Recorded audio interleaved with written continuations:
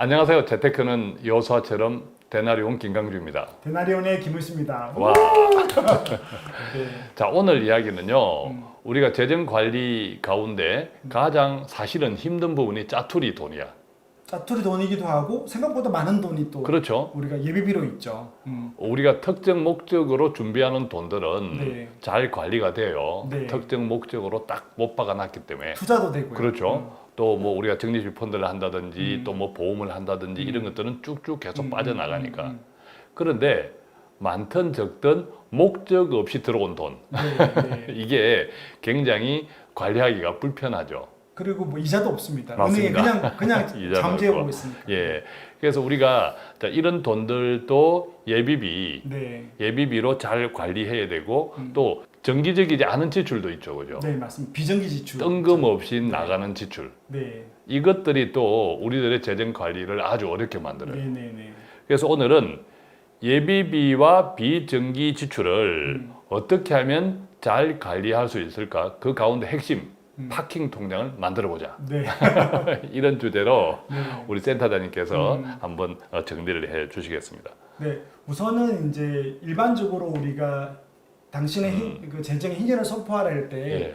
우리가 1년 적금이나 만기가 오기 전에 항상 상품을 깨는 이유가 예. 예비비가 없어서 그렇다. 그래서 첫 번째가 예비비를 만들어라. 예. 그래서 예비비는 자기 생활비에 한 두세 배. 예. 만약에 어떤 분이 200을 벌고 100만 원을 쓴다. 그럼 한 200만 원 정도가 예. 예비비에 있는 게 좋다라고 예. 했고요.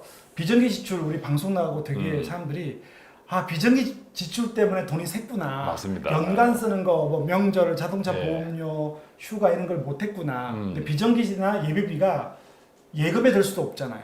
적금을 넣을 수도 없고. 맞아요. 예. 예. 언제든 이런 써야 것들을- 되니까 또. 그렇죠. 이런 것들 예전에 저희가 할 때 일반적으로 어디다 넣는가 하면 CMA다. CMA. 예. 캐시 매니지먼트 어카운트라고 해서 그래서 증권사의 CMA는 사실은 RP라고 합니다. 예. RP가 뭡니까? 예.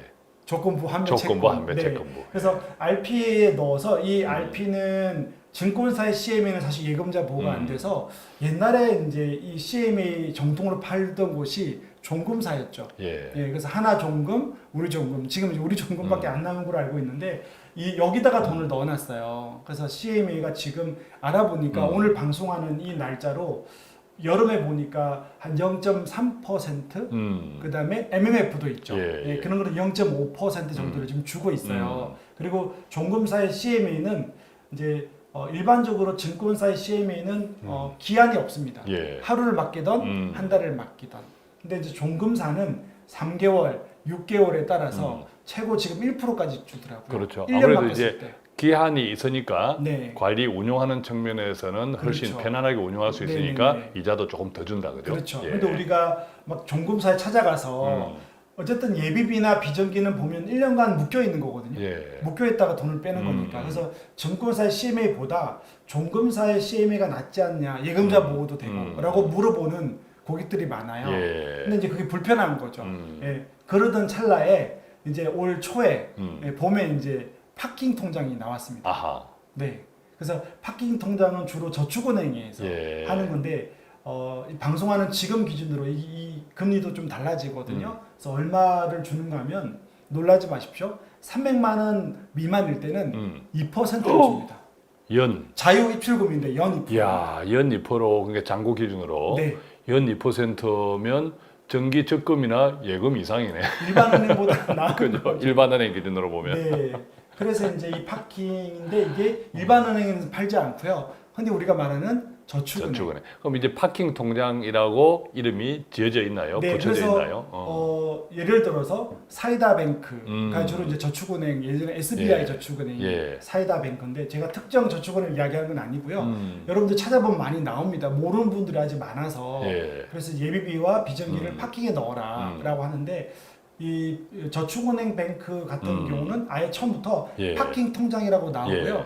그리고 이제 제가 좋아하고 좀 이용하는 호주 자본이 들어와 있는데 예. 이거는 이제 페퍼입니다. 페퍼.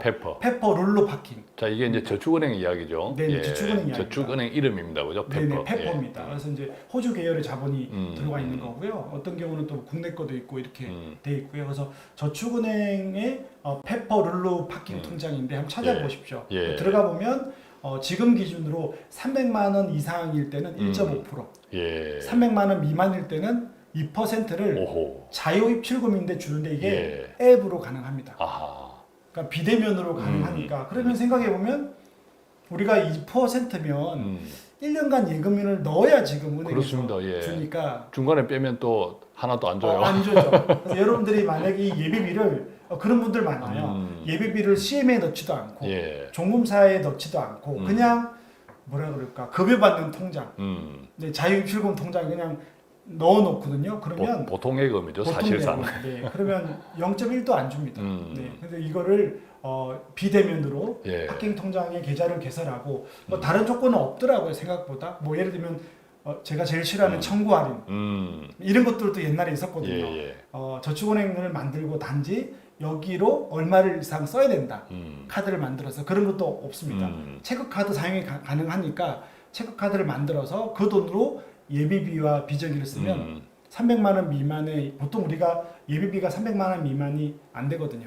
그러면 그게 2%면 크죠. 크죠. 네. 예. 그렇게 해서 한번 여러분들이 찾아봐서 이거 제가 왜 안 집어드리는가 하면 금리가 늘 바뀌기도 하고 예. 그리고 5천만 원까지가 예금자 보호 되니까 또 그거 많이 물어봐요. 예. 파킹을 저축은행 하라 그러면 센터장님 이거 망하면 어떡하냐고 그래서 우리가 예비비를 5천만 원까지 두는 분들이 없거든요. 그렇죠. 예, 그리고 주로 300만 원 미만이니까 예. 그래서 300만 원 미만일 때 2%로 해라. 그래서 그게 파킹입니다. 그래서 여러분들 예. 한번 찾아보십시오. 그리고 또 우리가 이제 금융기관, 은행 아까 예금자 보호와 맞물려서 특히 이제 저축은행에 대한 정서적인 신뢰가 네, 일반 네. 시중은행보다 작은 것은 또 사실이잖아요. 맞습니다. 네. 예, 그렇지만 항상 그때는 우리가 은행연합회라든지 네, 네, 또 네. 금융감독원 등등에 한번 가보면 네. 은행 재정 건전도 맞습니다. 예, 네, 평가가 항상 했습니다. 네. 지금 이 시간 현재는 어지간한 저축은행들도 다 네. 재정 건전도는 지금 이 시간 현재 기준으로는 아주 좋은 수준이다. 거의 뭐 시중은행에 필적하는 수준이다. 그럼요. 그죠? 그리고 또한 이제 예. 중요한 게 이제 이런 거 있거든요.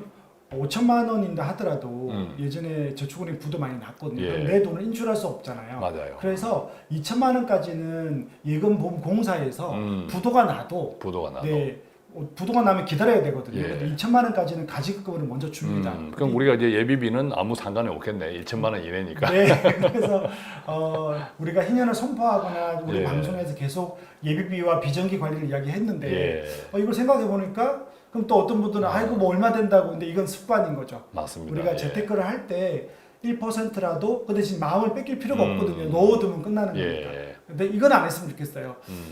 여기가 0.1% 금리를 준다 해서 예. 여기를 가입을 했다가 또 이제 다음 달 되니까 여기가 준다고 해서 막 옮겨 다니는 것들은 좀 우리 정서에 맞지도 않고 네. 또 의외로 그 신경 쓰는 또 활동하는 옮겨 다니는 이런 것들이 우리가 또 당장 우리의 일에 네. 집중하는 것을 또 빼앗기기도 합니다. 그죠? 그럼요. 그래서 우리가 주식을 할 때도 제가 막 앱을 연다든지 날마다 주식을 보는 것들이 예. 우리 일터에서 우리 주식 소명을 방해하는 것들이 있으니까 그래서 하나 정해놓고요. 예. 한 1년 동안은 예비비나 비정기를 다 쓸 때까지는 그 저축은행 예. 지금으로 따지면 페퍼룰로 파키게 넣어놓고 그렇죠. 2% 받는 거죠. 이것만 해도 굉장히 큰 돈이라고 맞습니다. 생각합니다. 사실은 지금 은행에서 2% 금리 준다 이것만 들어도 네. 그게 어딘데? 그렇겠죠. 이렇게 하는데 네. 지금 뭐 금리가 오른다고 하더라도 네, 네, 네. 심지어 보통 예금이잖아요. 이게 어떤 의미에서는 파킹 통장이라는 그렇죠. 것이 자유입출금 보통 예금이죠. 수치 입출금이 되니까 이 보통 예금 성격의 파킹 통장이 잔고 기준으로 연 2%를 준다. 이것은 네. 정말 쇼킹한 서프라이즈 뉴스예요, 그죠? 근데 하나 이렇게 했는 하나 유념해야 될 게 있는데 예. 그게 뭐냐면 이자라는 게 예, 어제 맡기면 바로 붙잖아요. 예, 예. 근데 주로 파킹 통장이 월로 계산되는 월. 은행이 많고요.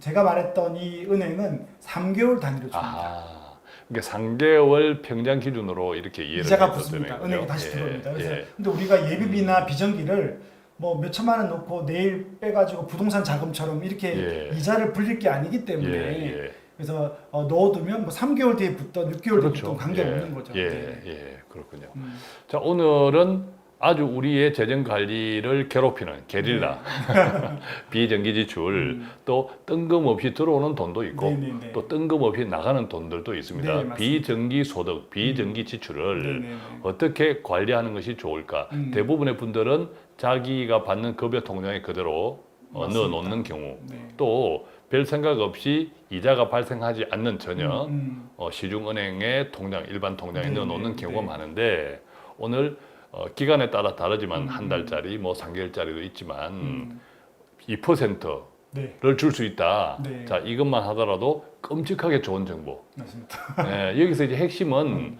우리가 짜투리 돈, 짜투리 소득, 또 짜투리 지출, 뜬금없는 비정기 지출도 네. 조금 관리가 필요하다. 그렇죠. 그죠? 이런 경우도 있었어요. 요 근래 이걸 이야기해 주니까 음. 퇴직금을 4천만 원 받았더라고요. 예. 그리고 아직 포트폴리오를 못 짠 거죠. 예, 그래서 그 기다리는 동안 예. 그 이제 집사님은 파킹을 만들어서 4천만 원의 2%를 지금 받고 있는 거죠. 예. 훌륭하다. 네. 4천만 원에 2%. 퇴직금이니까 평생 일하신 퇴직금. 그것도 파킹으로. 네. 예, 파킹 통장. 네, 네, 네.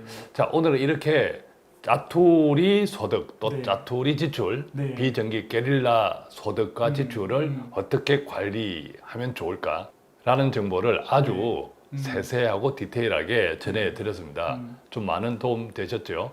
재정관리, 특히 그렇지 않은 재정관리는 큰 돈부터가 중요한 것이 아니라 맞습니다. 우리가 일상의 네. 재정, 늘 이 적은 돈이든 큰 돈이든 일상의 모든 공급은 하나님께로부터다라는 것을 우리가 믿고 알고 있기 때문에 일상의 어떤 재정도 잘 관리해야 된다라는 측면에서 보면 오늘 파킹 통장에 대한 정보도 매우 유익했으리라 저희는 생각하는데 여러분들은 어떻습니까?